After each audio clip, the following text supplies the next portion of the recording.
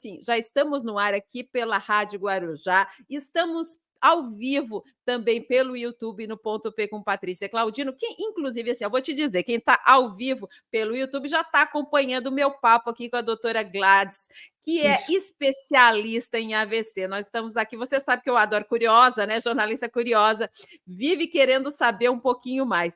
E então, agora, nesse momento, entramos no ar aqui pela rádio e eu tenho o prazer de receber, gente, eu não, nós, né? A doutora Gladys Lentes Martins, ela que é chefe do Serviço de Neurologia do Hospital Governador Celso Ramos, onde também é coordenadora do ambulatório de AVC e unidade de AVC. Doutora Gladys, muito obrigada pela sua presença aqui. Vamos falar sobre esse problema que é silencioso, doutor, é silencioso e por isso mesmo a gente tem que dar voz a ele. É por aí, não é? É por aí, Patrícia. Boa tarde, obrigada pelo convite. Mas é por aí, sim, porque o que a gente tem que falar assim, sobre o AVC é que uma entre 4 pessoas no mundo vai ter um AVC. Então, se as pessoas tiverem os fatores de risco, ele pode realmente ser silencioso, né? E pode acontecer tanto em criança, quanto em adulto, quanto em idosos. Isso é muito importante. Existe. Epa! Faixa etária. Criança tem AVC, doutora? Criança tem AVC. Criança pode ter AVC, sim, e isso é muito importante porque o reconhecimento dos sinais, as pessoas pensam, não pode ser um AVC. Não, mas pode, sim. Jovens, nós estamos tendo uma alta incidência de AVC em jovens, 15, 16 anos, por causa também dos hábitos de vida, né, que contribuem muito para isso. Então, é muito importante reconhecer esses sinais. E sabe por quê, né, Patrícia? Porque tem tratamento. O AVC Pois tem.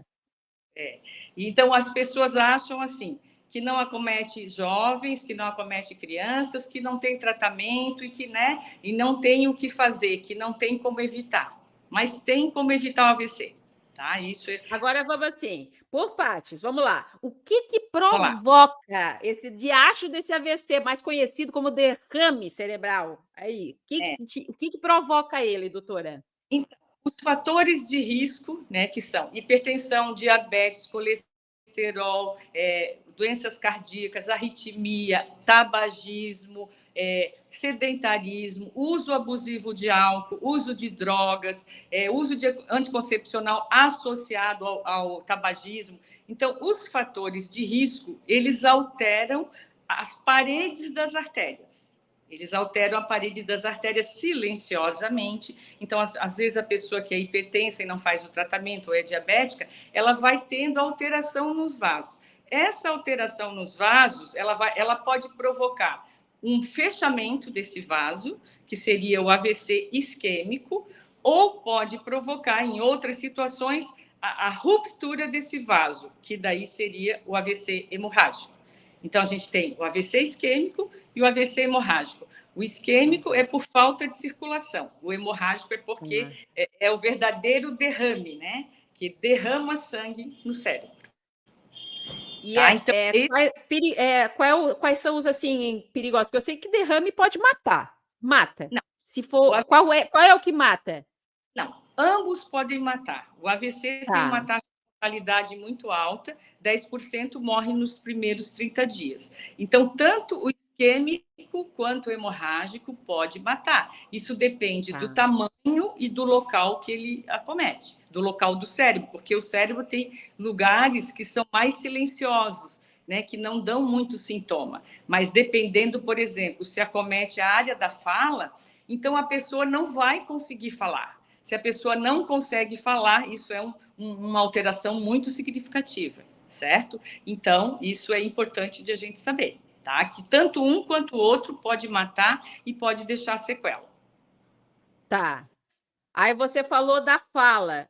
Tem um tal de Fs, 3 Fs, né? Não é? É alguma coisa assim. É a fala. Na realidade, é a boca torta, a dificuldade para falar e a dificuldade para movimentar um lado do corpo, só o braço, só a perna. Então, esses são os principais sintomas do AVC. Se a pessoa tem um desses ou associadamente 2, 3 desses sintomas, já pode ter a suspeita do AVC. Mas aí tem dor de cabeça, que pode ser uma das alterações, uma alteração num campo visual súbito, acompanhado de dormência, dificuldade abrupta de caminhar, né? Porque o AVC é uma coisa aguda, certo? Não é uma coisa que se instala gradativamente. Então, como fala, né? Acidente vascular cerebral. Acidente é uma coisa assim que é aguda.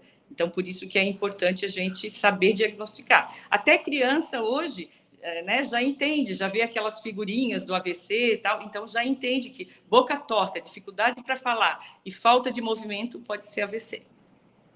Pois é, aí aconteceu. Como eu vou reagir, doutora? Como reagir a um AVC? Primeiro deveria ter tratado os fatores de risco, né? Daí a gente já fica brabo se a pessoa tem uma hipertensão que não trata, um diabetes, se a pessoa é um fumante inveterado, 2, 3 carteiras por dia, então a gente já fica bravo. Mas tudo bem. E o que tem que fazer quando tem os sintomas? Tem que ir para o hospital de referência de AVC o mais rápido possível. Se possível, chamar o SAMU, porque o SAMU ele tem, né, uma rapidez no atendimento que permite que o paciente chegue em Florianópolis, na Grande Florianópolis, no Hospital Celso Ramos pelo SUS. Né? O Celso Ramos atende pelo SUS o paciente com AVC. Então, ele tem que ir para o hospital que atenda AVC, que tenha tomografia, que tenha neurologista, porque a gente precisa fazer os exames para comprovar se é o isquêmico e se é o hemorrágico, porque eles têm tratamentos diferentes e também tem uma janela para tratamento que a gente chama de... né, assim, janela para fazer o tratamento da fase aguda, que é o delta. Muita gente conhece o delta pro AVC. O delta pro AVC é de 4 horas e meia. Porque se a pessoa chega dentro de 4 horas e meia, ela pode receber um medicamento na veia para dissolver o coágulo. Entendeu, Patrícia? Tá? Mas se ela passou dessas 4 horas, ela também tem que ir para o hospital, porque hoje a gente faz um tratamento que tira o coágulo de dentro do vaso através de um catéter. Então, até 24 horas a gente ainda consegue fazer isso. A equipe da neurocirurgia, da neurointervenção, é que entra na jogada e vai lá e tira esse coágulo da artéria. E isso, o que pode fazer? Isso pode salvar o cérebro que é viável ainda. Porque tem uma parte do cérebro que ela não... Opa, caiu aqui. Caiu a linha aí? Vamos ver, vamos tentar voltar. Estou te escutando, bora lá. Estou te escutando, doutora. Tem uma parte do cérebro que ainda não morreu, que ainda está viável. Voltou? Não, caiu aqui. A doutora caiu, infelizmente. Logo agora que a gente estava falando sobre é muito interessante essa parte.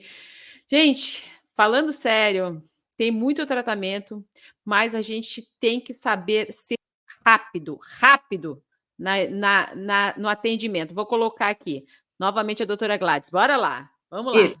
Então a gente tem que ser rápido no atendimento, porque ele chegando em 4 horas e meia, eu faço um medicamento na veia, se ele chegar depois, eu tiro o coágulo de dentro da artéria com um catéter, e o paciente tem que receber o atendimento, controlar a pressão, tem que receber todos os cuidados para não piorar a lesão que está acontecendo, certo? Então, o AVC tem tratamento.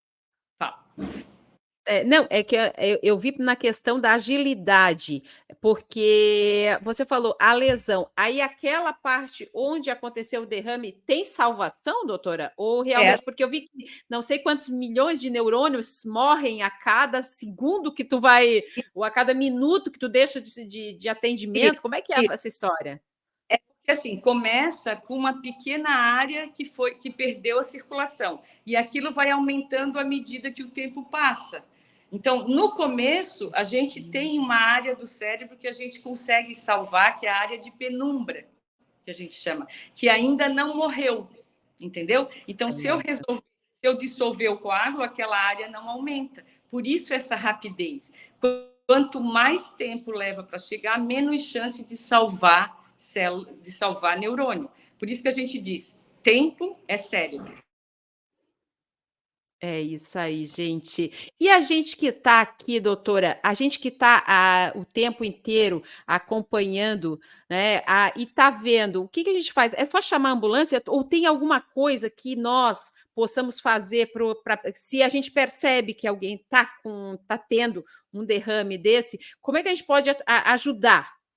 Olha, a gente, na realidade, em casa, as pessoas elas têm que garantir que a pessoa não aspire se ela perder consciência, né? Então tem que virar a boca de lado, assim como a gente toma conduta numa convulsão.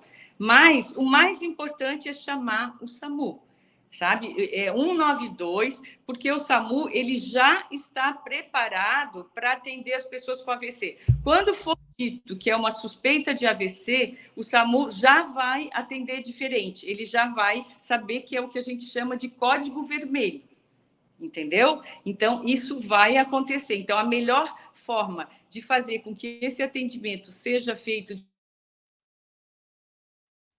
Opa, doutora Gladys. Eu acho que ela está lá no hospital e está bem complicado o sinal, gente. Ela estava comentando sobre a importância do atendimento, mas é justamente, vamos chamar o SAMU, porque isso é o mais rápido possível. Eu acho que é isso que a gente tem que fazer. Gente, maioria dos AVCs, assim, ó, é um ataque imediato, tá? E incapacidade súbita. Quase 30% dos sobreviventes sofrem de incapacidade permanente. Então, por isso a seriedade da gente conversar sobre o tema. A gente estava falando sobre alguns fatores de risco. A doutora está tentando entrar aqui, mas não está conseguindo. Vamos ver se a gente consegue um novo contato com a doutora Gladys. Vamos ver se a gente consegue. Vamos lá, a doutora Gladys entrou de novo, vou adicioná-la. Vamos lá, doutora. Ao vivo, rádio ao vivo, doutora, não sempre sem problema, é assim mesmo. Na internet é assim mesmo, né? Tá. Não, então é isso, como eu falei. Então, quando o paciente chega no hospital, a gente tem essas alternativas. Mas ele chegando no hospital, outras medidas vão ser tomadas, porque a gente tem que investigar por que ele teve esse AVC. E depois de a gente identificar a causa desse AVC, a gente vai tratar para evitar que ela aconteça de novo. Entendeu? Então, a gente Muito vai tratar. bem. Por exemplo, se o paciente tem uma arritmia, a gente vai usar um remédio anticoagulante. Se ele tem uma carótida ocluída, a gente vai colocar um stent para aquela carótida, né, abrir e não acontecer né, um novo coágulo. Então, o AVC, assim, ele tem várias fases de tratamento. A prevenção, o tratamento da fase aguda, e uma coisa que a gente tem hoje em dia é a unidade de AVC. Por quê? Porque o paciente vai para a unidade de AVC e ali ele já começa a receber todo o tratamento de reabilitação. Reabilitação precoce, fono, ele é avaliado por nutricionista, ele é visto pela fisioterapeuta e já começa a recuperação. Mas tem várias fases e vários agentes que são importantes nesse tratamento. Nós temos um tratamento multidisciplinar do AVC. Mas assim, a gente está quase, na verdade, estamos indo para o finalzinho. Eu gostaria de perguntar para a gente reforçar essa questão. AVC acontece, é silencioso, mais ou menos, vamos dizer assim, porque tem os fatores de risco. Então, vamos reforçar essa questão, doutora, para os nossos ouvintes aí. O que você não pode fazer, você mesmo que está ouvindo aqui ou que está acompanhando a gente pelo YouTube ou pelo Facebook. Doutora Gladys vai te puxar a orelha. Então, o que você não pode fazer? Um AVC pode ser silencioso? Pode, mas ele vai ter uma hora que ele vai ser muito grave. Então, o silencioso é quando os fatores de risco estão acometendo as artérias e você não está tratando a sua doença. Você tem hipertensão? Tem que tratar. Diabetes? Tem que tratar. Não pode ter uma dieta inadequada, tem que fazer atividade física. O tabagismo é prejudicial. Uso de droga faz com que as artérias fiquem comprometidas e provoquem AVC. Então, assim, o tratamento dos fatores de risco é a forma de prevenir que você tenha um AVC. E se tem uma história familiar, então, essa chance aumenta bastante. A história familiar também é chamada um fator de risco. Então, vida saudável, uma dieta saudável, tratamento das doenças, uma atividade de física regular, tudo isso vai prevenir que você possa ter um AVC e que seja uma dessas 4 pessoas ali, né, uma dentre essas 4 que vai ter o AVC. todo cuidado e prevenção que você puder para fazer para se prevenir, por favor, escute a especialista. Doutora Gladys, muito obrigada. Eu sei que a senhora é ocupadérrima e eu fico muito feliz e agradecida por poder tê-la aqui no Ponto P falando com os nossos ouvintes. Muito obrigada mesmo e seja sempre muito bem-vinda. Sempre que quiser conversar com a gente, com os nossos ouvintes, a gente agradece. Tá bom, eu agradeço a oportunidade. É muito bom, né, poder orientar e poder ajudar as pessoas a evitarem uma doença que é muito grave. Tem uma mortalidade muito alta e as pessoas não voltam ao trabalho. 70% não voltam ao trabalho. Isso é muito grave, né? Tá bom? Sim, com Eu agradeço a certeza. oportunidade e quando precisar, eu estou à disposição. Joia, show de bola, doutora Gladys. Eu agradeço também ao doutor Luciano, que já esteve várias vezes aqui e que me apresentou, apresentou a doutora Gladys e me deu esse presentão. Doutora, muito obrigada. Beijo no coração, bom trabalho e até a próxima.